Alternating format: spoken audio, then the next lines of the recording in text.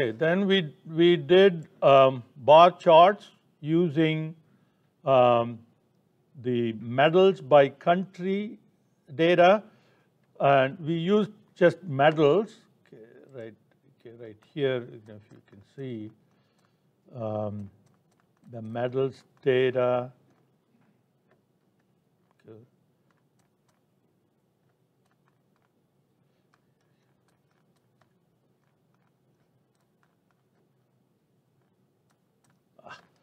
Anyway, okay. So here I wanted to show you a couple of different ways in which the same bar chart can be done, which I did not show previously. So that's why I have two ways of reading the data, medals 1 and medals 2. In medals 1, the column, so if you look at the data itself, you'll see that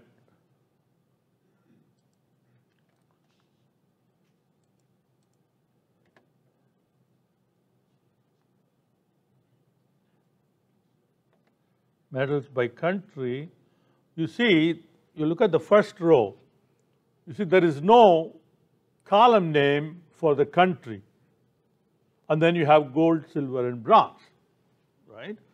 So when we read the data, it's saying that the index column 0, so which is the first column, there is no name for it, and we are reading that as an index column. So the first column in index 0 is going to become index,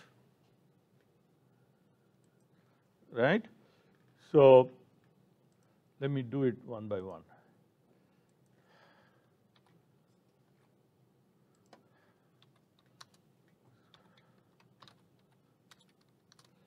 So the first column gets shifted to index, and then you have only 3 columns of data. Okay, so that's good.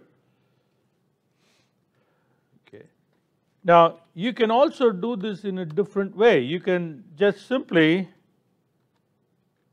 read the entire data without promoting anything to an index. So in that case, what will happen is like this. So you'll get 4 columns. The first column did not have any name, so Python automatically assigns the name unnamed : 0. Okay, and then you have the other 3 columns. And then you can rename, okay, unnamed 0 is kind of a very clumsy name.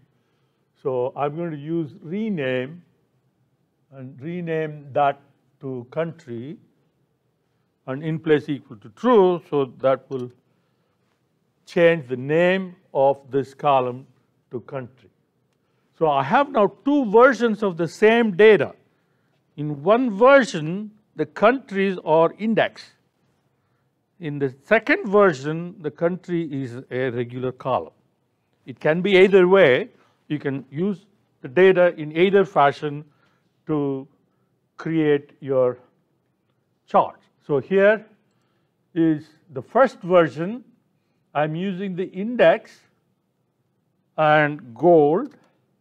So I have the bar chart. Okay. And then you have to do the formatting. We've already done all that. So you go back to notes from previous last couple of weeks, then you know how to do all that. And you can also do the same thing. You can use medals 2 dot country. Now country is a column. It's not an index. Index is 0, 1, 2, 3, the implicit index. So you can use it in that fashion also. Sometimes it will be easier to, mostly in situations like this, index is good. But sometimes you may want to promote the index as a column, because column can be more easily manipulated than the index. Okay. Now in the medals case, the data has already been summarized, right? You have United States, how many gold, how many silver, how many bronze, and then China, how many gold, how many silver, how many. it's already summarized. Okay? But if you have raw data, so you have each medal event and who won the medal and so on. If you have the raw data, then you cannot create this bar chart from that raw data. You have to summarize the data, figure out how many gold for each country, and then you can then do it. So you have to take the raw data, group by country, and then count how many you have. So if you have unsummarized data, say like the tips.csv file that we've been using, that doesn't have it, that doesn't have the data already summarized, right? So tips.df is like this. Now suppose we want how many, we want a bar chart for the day, okay? Thursday, Friday, Saturday, Sunday. You can't use this because you don't have the count how many Saturdays are there, how many Sundays are there. We don't have that, right? So you have to do the summarization. So you have to keep in mind, is the data already summarized? Then just plot it. If the data is not summarized, then we have to do the summarization and then plot the summarized data. So bar chart for frequency of column time. So here we take the time, okay, and do value counts. Value counts creates a series. So it puts the unique values as index and count, and then we can do the bar chart. Okay. Now you can also, so here the index is dinner and lunch, right? So you can also convert this into a data frame. Okay. So I'm doing exactly the same thing. So if you look here, so the kernel is that. Okay, you're doing the value counts. Okay. And then the value counts, I'm converting that into a data frame.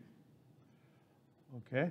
And then I'm resetting the index. Now this is going to create the different values of time as index. Now resetting index will take the index and put that into as a column. Okay. So let's do it one at a time and then see what it does. Okay. So now, okay, this pd.data frame converts the series into a data frame. There is only one column, okay, dinner or lunch, and you can plot that. That's no problem. Now, suppose we want to promote that into a column, then you have to reset index.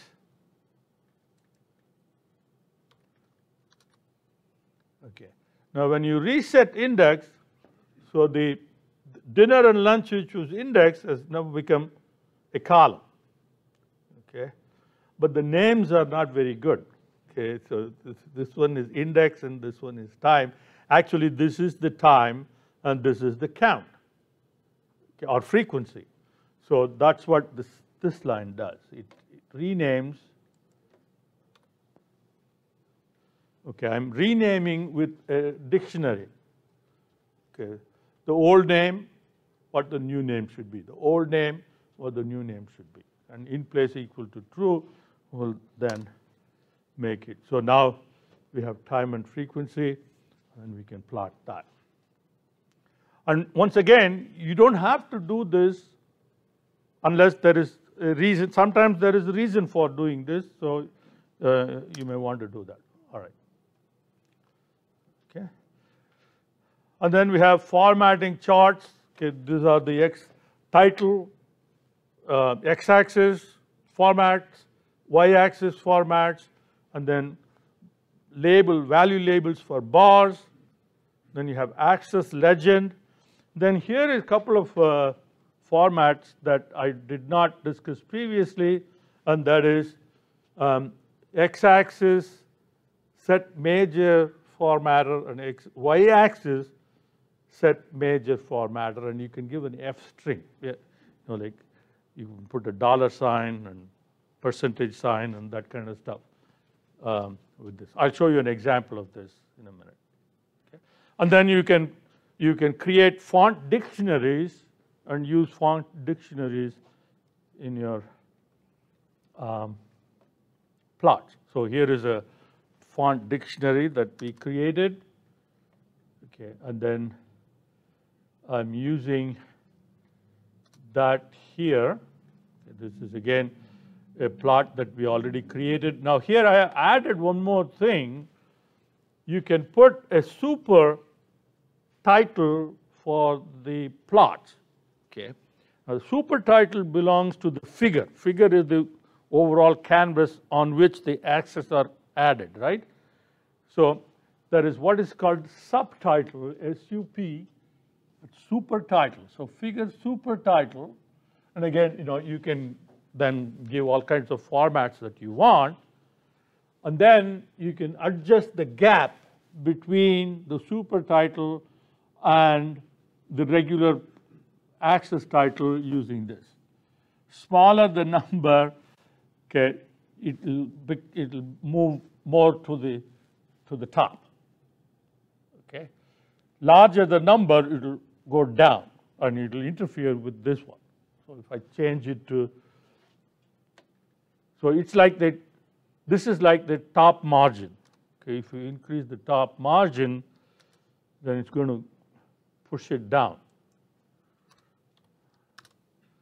Okay, so this is another this set super title and subplots adjust. Okay, so that's something that you can use to override some of the titles that we use. Okay.